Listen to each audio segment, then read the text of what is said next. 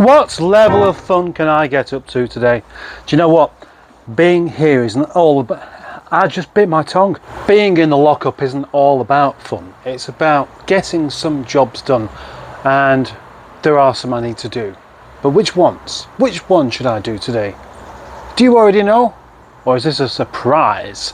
Am I going to shock you by having a misleading thumbnail? What I'd quite like to do today, whether this is going to happen or not, I don't know. Should I tell you? Yes, I should. That 800 in there needs the exhaust sorting out. I have a cap for it. Obviously I've got to make some sort of adaptation. Yeah, I've got to make it stick there. I've got to make it work. That means it means looking for some exhaust components I can effectively cobble together.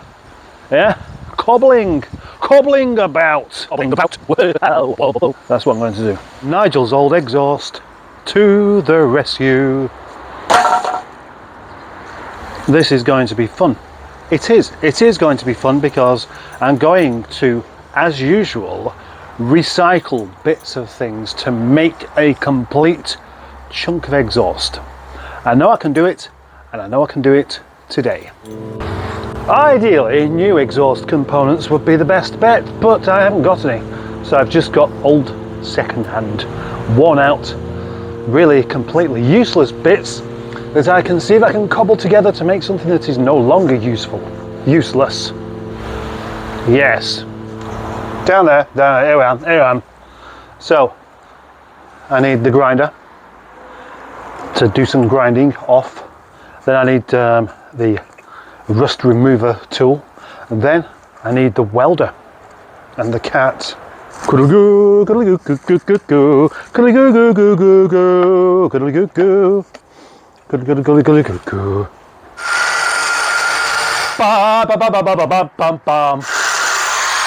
Wear high heels, a skip and jump. Neither of these parts look particularly sexy or fresh, but they'll do. I mean, they are quite brown, but the actual metal itself is good and it's strong. So that's what I'm going to do. Those are quite clean now. Next task is to go and find a suitable piece of exhaust that I can use to glue to that. Glue by Molten Metal. I feel quite excited actually because I haven't done any welding for quite a while. And it's not like I got good at it in the first place, so I won't find myself disappointed that I can't do it any longer, because it'll be more like I still can't do it that well. That's what it'll be. Just here we have a nice section of Rover 75 exhaust that's been knocking about for quite a while in the yard. Knocking about for quite a while in the yard.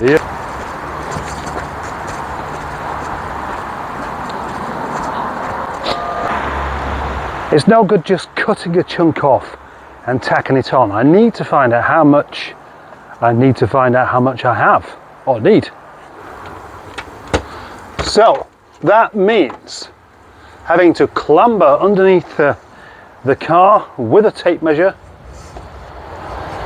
so I can measure the damage caused by the vandalism. Yep. I reckon I need 24 inches to complete this properly.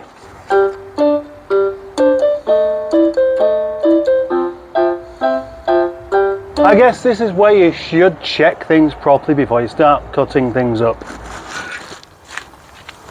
That's the bit I prepared, 2 of those, and here is the end of the cat. What a cock up. It's not like you can kind of, oh hang on, you probably could a bit actually. Can you, no. Well, it's been a learning experience. All I've got to do now is just go on the hunt for some more exhaust bits, and maybe I'll find the right one. Doesn't matter whether it's broken, rusted, buggered, useless. None of those things are that relevant. Well, as luck would have it, look what I found. Thinking about it, I might even be able to do this without even any welding, because if those pipes fit over the end and I've got enough straight bits there, I can just clamp it all together, and that's basically it. Quite good, that, actually. Now, you know the phrase measure twice, cut once. I need to learn that.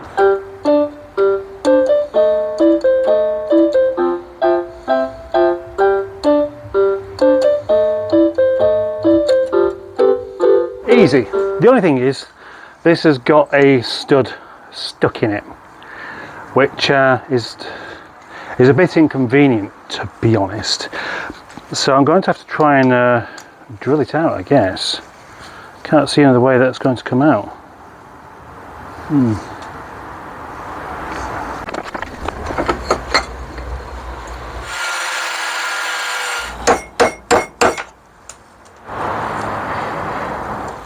It's time to pop in next door, I think. I don't know what's wrong with me today at all. Just gone to the garage next door looking for some bolts, and then I find this bag full of them from Mimi with a cat. Mimi cat. I may as well do all of this bit properly, hadn't I?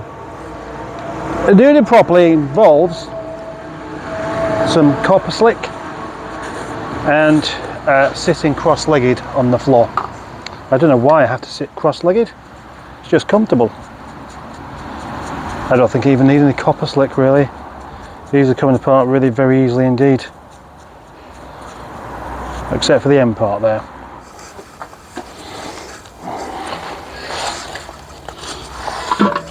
And it's time to see how good a fit I have with this.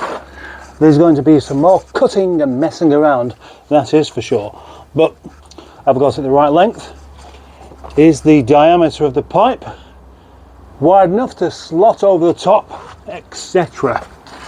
And gosh, so I could do with jacking this up, really. I need to check something that I should have done before. Not the length of the pipe, but the way the pipe will slot over the existing pipe. Yeah, that'll do. Gosh, I actually got something right as a guess.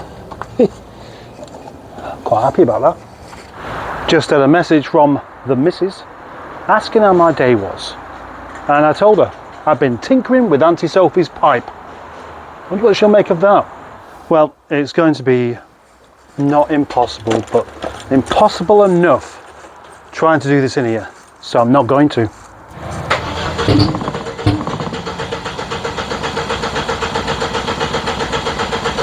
We need some petrol, that's for sure. Need some petrol in this car. In the meantime, the sunroof is now fully open by itself, and that window has closed itself. I haven't even plugged the buttons back in, yet it's done that. I wonder if there might be a slight danger of things like motors overheating themselves, because when I walked in there I could hear this groaning away. It's just, there's no smell, so maybe what I need to do is keep the battery disconnected. Celebrations with the kids here. That was me taking. Picking, packing, sorting, welding, package.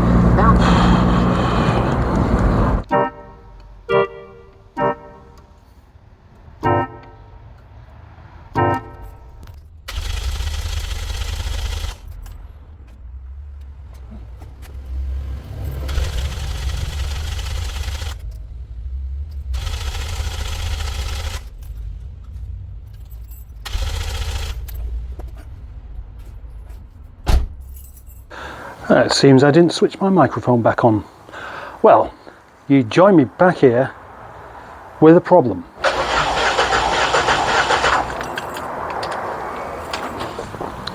Well, we have fuel, we have spark, but we don't have go. So what could it be? What could be the problem?